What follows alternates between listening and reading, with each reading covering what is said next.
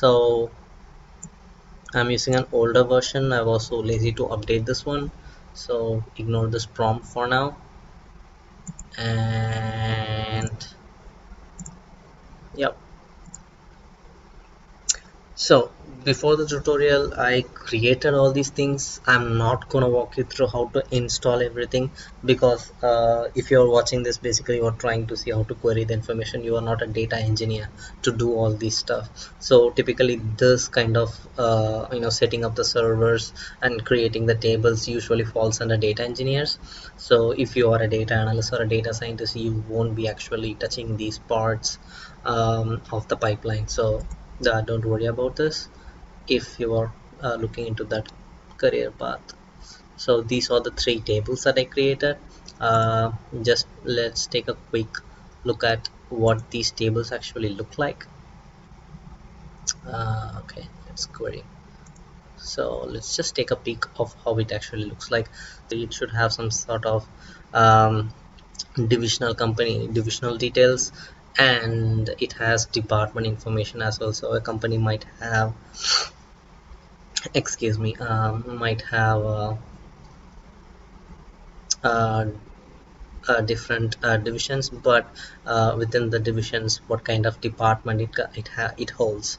So that's what we are gonna see here. So departments are unique, divisions are not. So yeah, hope it's pretty obvious. So let's see what's inside company regions.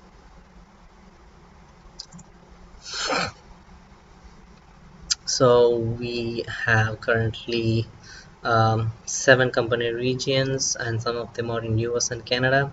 So I'm not going too much into detail like what exactly I'm trying to see here.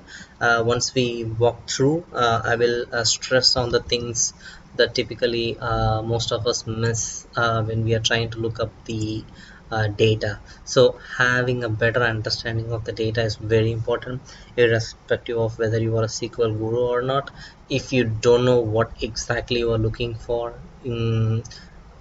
it's basically useless to have all the fancy SQL skills. So getting familiarized with your data set is very important part of being an analyst. So that's what I'm starting with.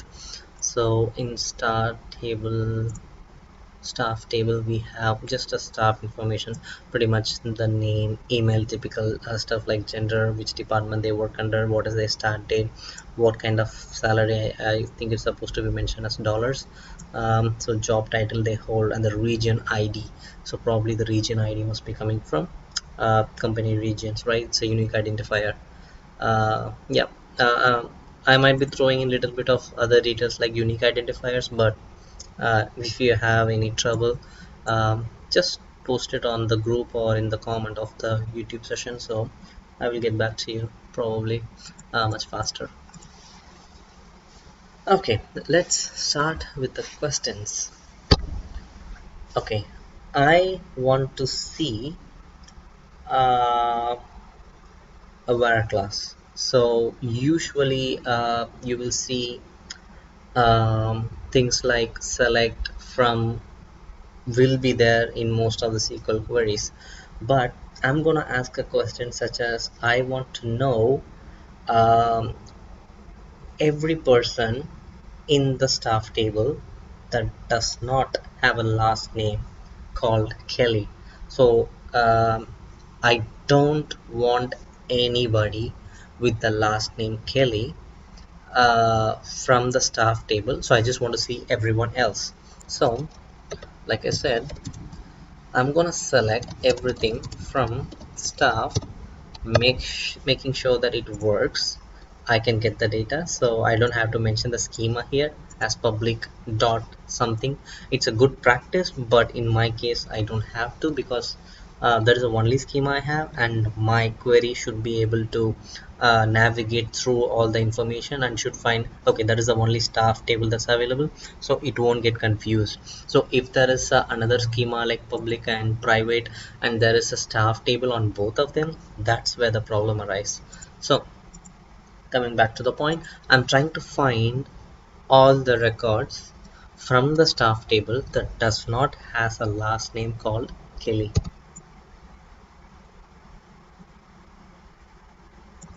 and this time it's again wrong. I intentionally did it because it's case sensitive as well. So whichever the string that exactly matches our requirement uh, should be filtered out. So again, the integer id 1 which contained the Kelly before, it's gone, and anybody else seems to be like it has 993 records. So which means there are like 7 people who had a last name called Kelly, but the records were unique probably because they have a different email ID and different department, probably different start date. So hence it landed in the unique identifier. So now we know. Oh, we can actually sort it, but there is a cool way to sort it in the query as well. So I would have simply asked, like, I just want to see a person with the last name Kelly. That would be much simpler, but I just also want you to know that there is a way that we can filter inversely. So where not is the word. Um, there is another, probably this one, that's a symbolic representation of to find where not. Yes, this is one way, and probably there's another way to do it. Yeah, so these are the alternative ways that you can use where not. So you might be wondering why I'm using these three different types to achieve the same results. Because it's possible in SQL. SQL, it's not like whatever I used here, it not necessarily means that I can use the same on Oracle databases uh, or MySQL databases. So you need to be aware that which functions available for what kind of DB RDBMS system you are using. It's partly important, but you can always Google things out to find an alternative way to achieve the same. So let's talk something about concatenate operation. In this time, I'm gonna stay with the staff table, but I'm gonna define a job title. So you can see the job titles over here, but I'm gonna define job title in a different way, so that the job titles are repeated all over the places.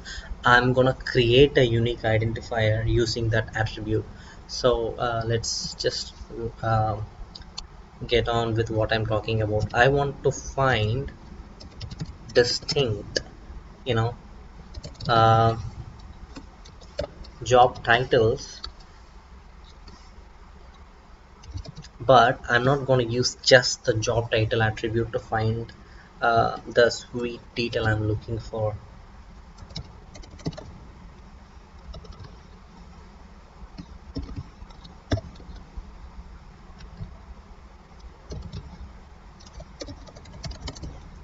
So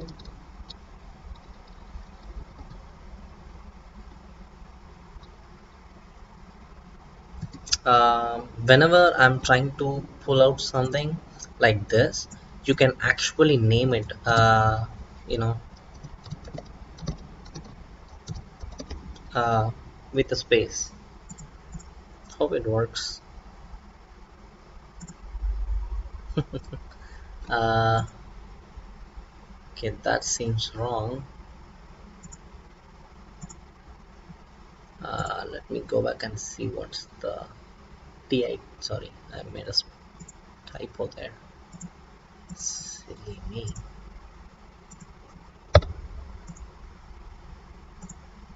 Yep. So whatever I typed after I filtered some things out with a space becomes the new attribute name.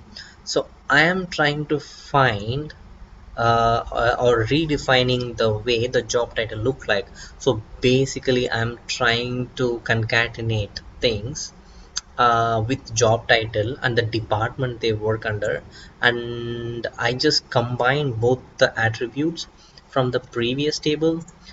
Basically I tried to combine job title I put a hyphen and I combined with department for all these rows in job title column and department column. Then I found the distinct distinct among those. So the trim function actually concatenated it, and the distinct showed me only the distinct items that are filtered after this operation is done. So it makes more sense if I put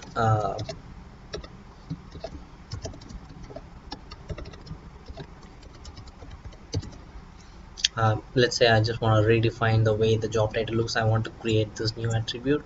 uh, so without distinct, let's see how it looks like.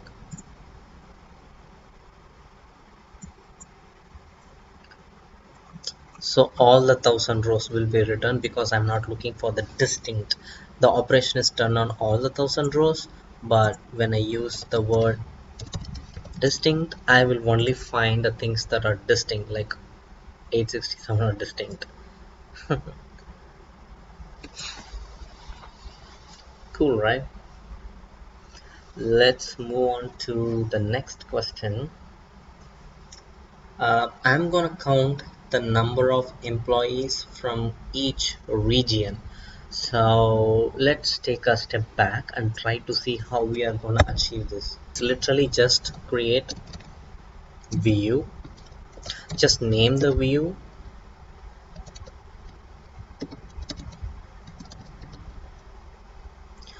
and as stands for most of the time it stands for alias.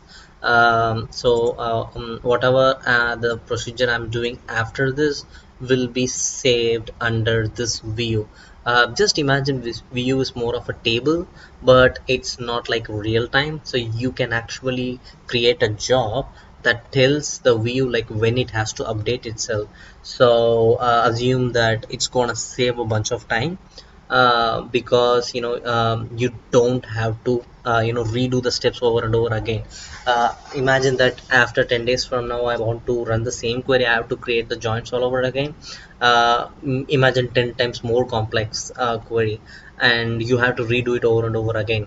Although you knew how to do it, it just save a bunch of time to save the query as a view and just keep running it on a periodic basis. So whenever you want just an attribute out of it, you can just pull it out. It's much easier that way. Just walk you through what I'm trying to achieve. So I'm giving acronyms here, um, for the reason that it needs to know where it is pulling the information from. And this particular step after from is gonna it's that is the mathematical part that's going to execute at first. So I'm defining something over here that not yet been created, like a variable declaration, because this step is not going to execute first. So after from, this is the part that's going to execute. So I'm just trying to pull all the details that I want to extract from this view. So such as I want everything from staff table, that's what I want. And I want the country, okay, the spelling mistake, company region, from the company, I forgot the table name. Okay, where is that? From the company regions,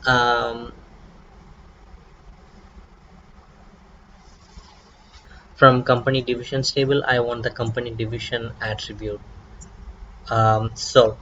But I am representing an alias, because I knew some of the information or exist among other tables as well, but I just want to make sure that these three details come from the respective tables that I want it from. That's why I'm giving this alias and I'm defining it later. For instance, for staff, I'm assigning the S after the from assignment, and I'm gonna left join, which means all the information from the staff table are gonna exist in the view staff region division. But if there are some information missing from the company regions table, when we are trying to join with this particular column from this table and this table, I make sure that if some of the information are missing over here will be considered as null when I'm trying to join here, but all the fields from staff table will be there, which means I will definitely have the 1,000 rows at end of this view computation. Again, same goes for the left join for company division.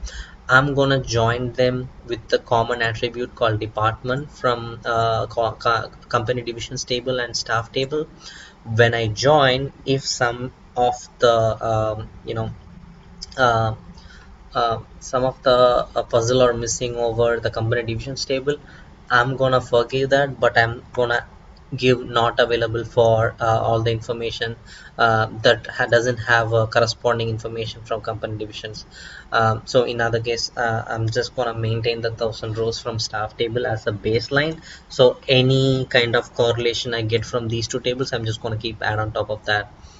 Okay, so after executing this, you just need to run it. It will create a view over here. So let's just see what we have.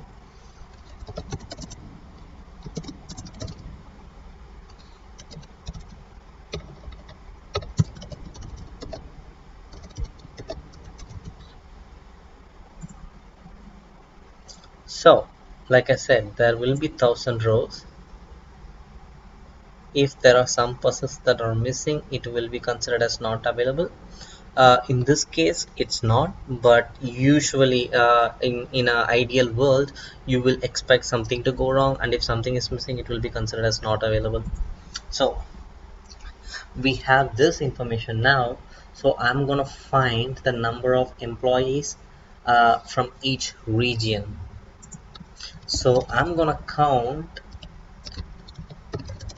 with last name. So I'm gonna assume that any person with a last name uh, you know uh, is a unique person.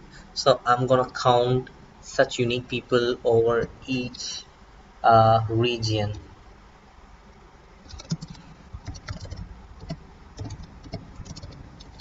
So that's the count of employee.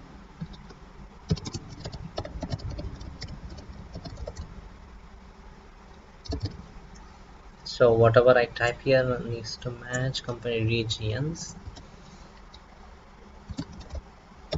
So that's the table I need to get it from. So this is the first time probably you will see group by company region. So what I'm trying to tell my database is that I want to count all the last names, and I'm going to name it as count of the employees, and give me uh, the regions where those employees come from. So when I ask the second question, the SQL will say, okay, you asked the count, so I'm going to calculate the count of all the employees, but you want to ask, you are going to ask me to give the company region. So if I execute this, it will give, okay, let me show you how it actually looks like when I execute this without grouping by. Oh yeah, okay. So I thought it will at least show that, but this equal doesn't even show, and it confirms that this is actually error. You need a group by. So I expect it to show. um the company region will list all the company regions, and next to that you will have the actual count of all the employees, which is 1,000. So I assume there will be like two columns where the count of employee will have 1,000 for all the rows, and for the column region you will have all the regions. So this SQL particular version of SQL for PostgreSQL, it's gonna throw an error, but in some other SQLs you will get actually the result, which is very erroneous, and you always should use group by in that case. This is not actually an error, this is my typo. Ah man.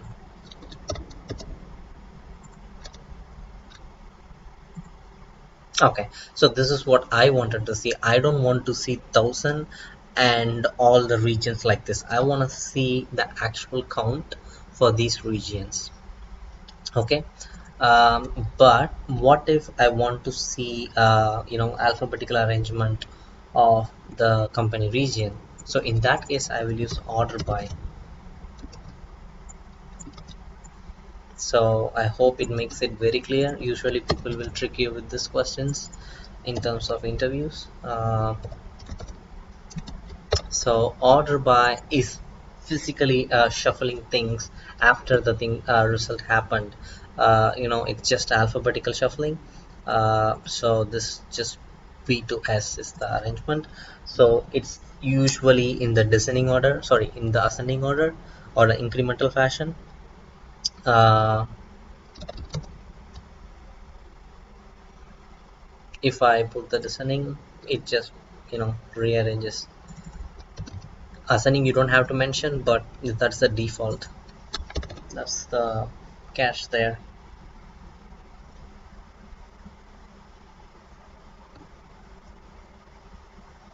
So let's find the different count and play with the genders. Let's just keep until this point. I want to count everything from staff where gender, hmm, I almost used uh, as I mentioned, I don't think it's actually a keyword. I never. Hmm. Now, in this case, it should be in. It's a tricky one. In Python programming, I tend to go with S. That's the thing. If you involved with multiple programming languages, you tend to forget what's the syntax for what. I'm pretty sure it's in. So, yeah. When I said I was confused here, which means I want to ask the question to that particular table that I want to get the count from the staff table where in gender column I want to see whether there is something that matches the string called male. So I'm not literally asking, uh, uh, oh, is an operator, is equal or something. Yeah, that's where you will use. So I'm not gonna ask a logical question. I'm just gonna I'm not gonna ask a binary decision here.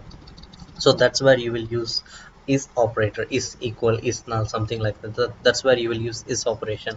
So I'm gonna ask, is there something in this gender that matches this string? Then give me the count of that. So that's where it give me a count, and probably I should ask something like, what gender is it? Again, I have to use group by, like I said, so it will get confused. There is a possibility in other, yeah, like I said, there's a possibility that uh, in other programming languages you will get both, uh, gender male and female, where you will get the number 1,000 group by gender. Yeah, that makes sense. But it's actually like pretty. If I just remove this, what do you think would be the answer? Yeah, that's pretty much it. I just want to see both of them.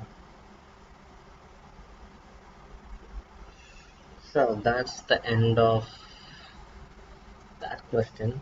So the next one is actually my choice, where usually it comes as an interview question. So I want to find the second most lowest score or a salary of an employee. So the second lowest is very tricky to find. There is a min max function, a minimum maximum function you can use to find the minimum and maximum from a particular column, but second is a bit tricky.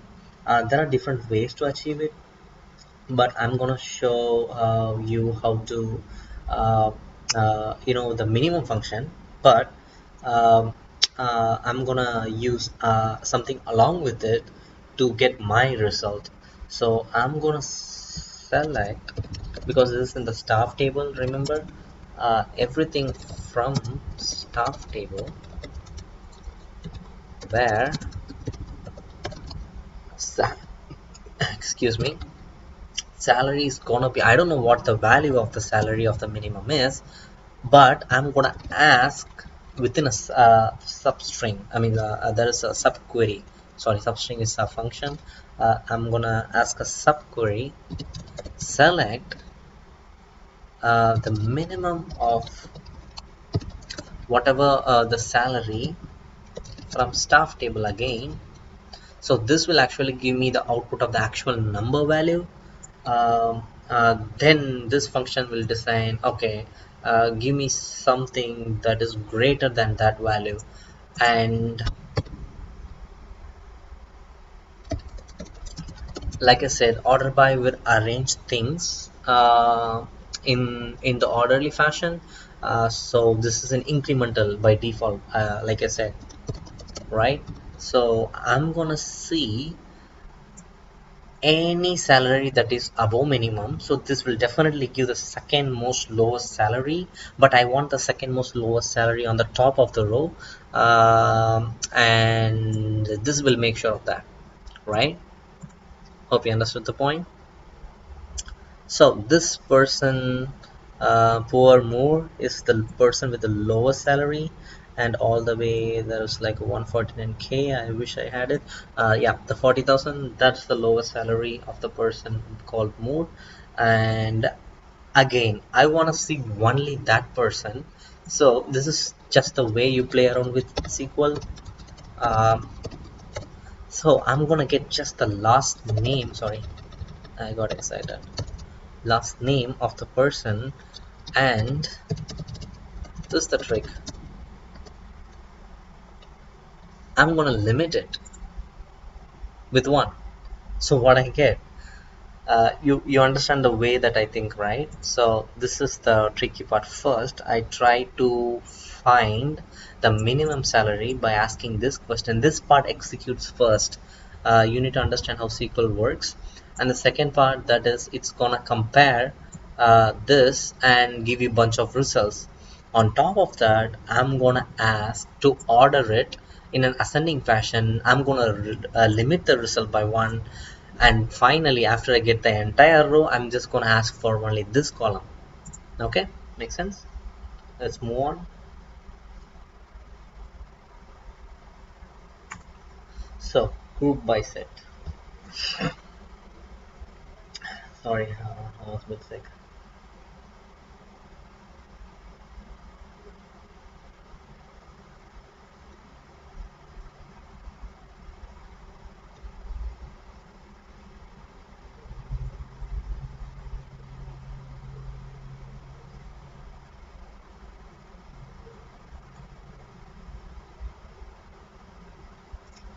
The followed by, since we're talking about limit, let me ask one more interview question that I have in front of me. uh, so I want to know, uh, first 10 rows only. uh,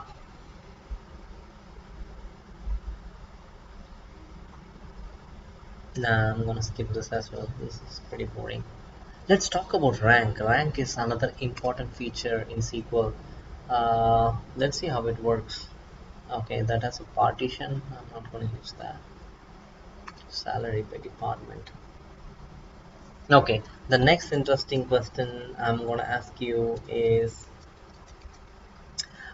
let's talk about the functions such as sum, round, uh, you know, uh,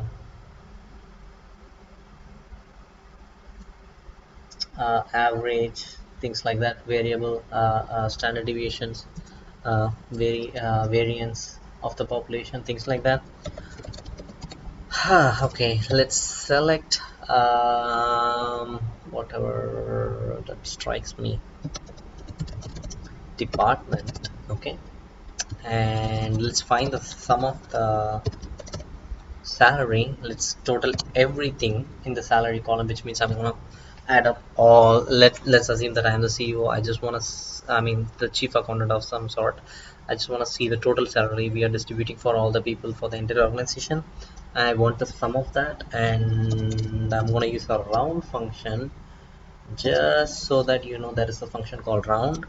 And let's throw in average as well. So AVG stands for average, and I'm taking average of the salary.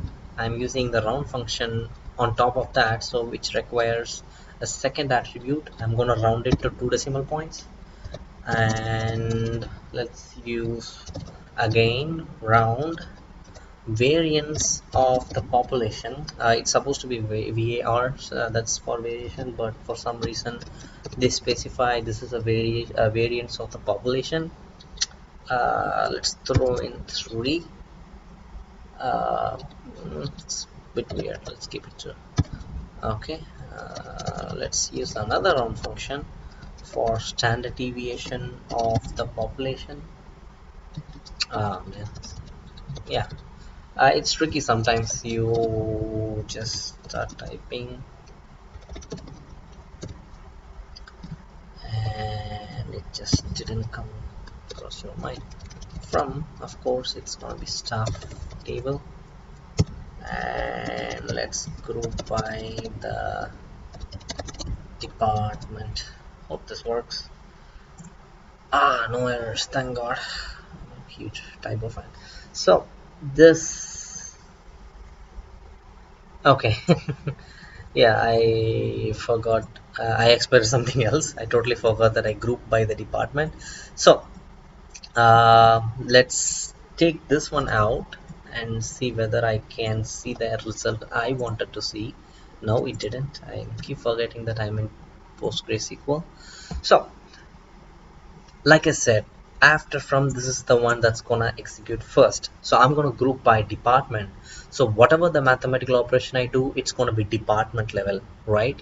So in the tools, whatever the rows in the salary table, uh, with the department name tools, that gonna be taken out, and we are going to take a sum of that, and we are going to take a average salary of that few rows, and we are going to take the variance of that few rows and standard deviation of that few rows. Then it will be populated, then it goes to electronics, then filter those few rows out and do these operations. So after from, this is the part that's going to execute first. So I wanted to show an example, but I need to find a different RDBMS system to show you that, so I don't want to confuse you more on this part. Let's, oh, that is a cool question. I need to sort by okay, here's the question. I told you that order by can help you to order a column, ascending or descending fashion. What if I have two columns on the output? I want to order the first column, then I want to go another step and order by the second column followed by that. Let me walk you through what I'm talking about. Let's take the staff table for example again. Man, keep typing staff. Order by department. Uh, okay, I want to order by the department first. Let's see how this looks. Then we will, you know. So this is how the order by just by department looks like. And I'm gonna give a second attribute. I want to see it filtered out. So let's take a look at the automotive column. The first row we have read, and by end of that we have Fox. So after I execute this, I'm still see automotive baby followed by that. That's filtered out, but look at here. So we sorted after sorting by department. Then under each department, it's gonna sort out the last name. So it comes in handy for most of the reason. I mean, this is a good example that we might need to use the second type of sorting. Just so you know that this function exists within order by. Okay.